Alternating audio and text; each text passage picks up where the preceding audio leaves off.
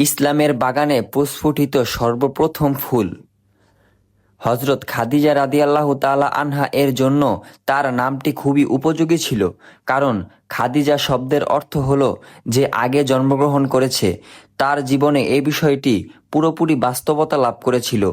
অগ্রগামিতায় তিনি সবাইকে ছাড়িয়ে গিয়েছেন। তিনি ছিলেন রাসূল সাল্লাল্লাহু আলাইহি ওয়াসাল্লাম এর প্রথম স্ত্রী, পরম ও প্রিয়জন। বাগানে কত ফুল ফোটে, কিন্তু যেই ফুলটি সবার আগে ফোটে সেই ফুলটি সবসময় আলাদা। হজরত খাদিজা রাদিয়াল্লাহু তাআলা আনহা ছিলেন ওহী নাজিল হওয়ার পর প্রথম মুসলমান। ইসলামের বাগানে প্রস্ফুটিত সর্বপ্রথম ফুল। তিনি নবী গ্রহের এক উজ্জ্বল নক্ষত্র। তার মাঝে আমরা দেখতে পাই পবিত্রতা, চারিত্রিক নিষ্পুলকতা, সংযম ও আল্লাহ ভীতির এক অনন্য প্রতিচ্ছবি। এমন পুষ্পের মতো মোহিনী তিনি, যার সুবাসে গোটা বিশ্বজগৎ মাতোয়ারা।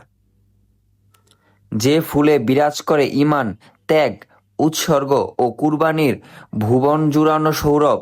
তিনি এমন ব্যক্তি, নারীদের মধ্যে যিনি সবার আগে আল্লাহর ওপর ঈমান এনেছেন। সর্বপ্রথম তিনি রাসূল সাল্লাল্লাহু আলাইহি ওয়াসাল্লাম এর সাথে নামাজ পড়েছেন। তিনিই প্রথম নারী যার থেকে রাসূল সাল্লাল্লাহু আলাইহি ওয়াসাল্লাম এর সন্তান জন্মগ্রহণ করেছেন।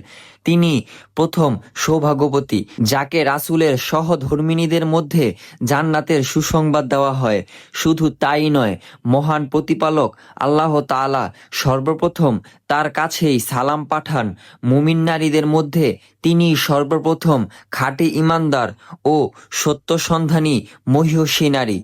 তার জীবনদশায় তিনি ছিলেন রাসূল সাল্লাল্লাহু আলাইহি ওয়াসাল্লাম এর একমাত্র স্ত্রী। মক্কায় সর্বপ্রথম তাকেই রাসূল সাল্লাল্লাহু আলাইহি ওয়াসাল্লাম দাফন করার জন্য কবরে নামেন। সুবহানাল্লাহ। এমন কঠিন সময়ে তিনি ঈমান আনেন যখন জগৎবাসী রাসূল সাল্লাল্লাহু আলাইহি ওয়াসাল্লামকে অস্বীকার করে।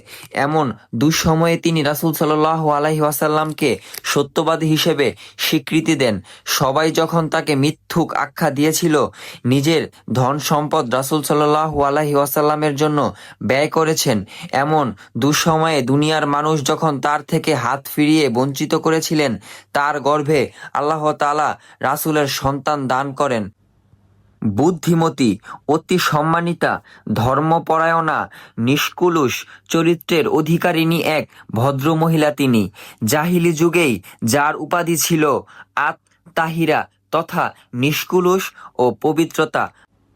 বয়স ও বুদ্ধি হওয়ার পর পুত পবিত্র চরিত্রের জন্য এই উপাধি পান তিনি। তো ইসলামের ছায়াতলে তার মর্যাদা, গুণ ও কীর্তি কী পরিমাণ বৃদ্ধি পেতে পারে। আশা করি পরবর্তী পর্বের জন্য সবাই অপেক্ষা করবেন। ধন্যবাদ। আসসালামু আলাইকুম।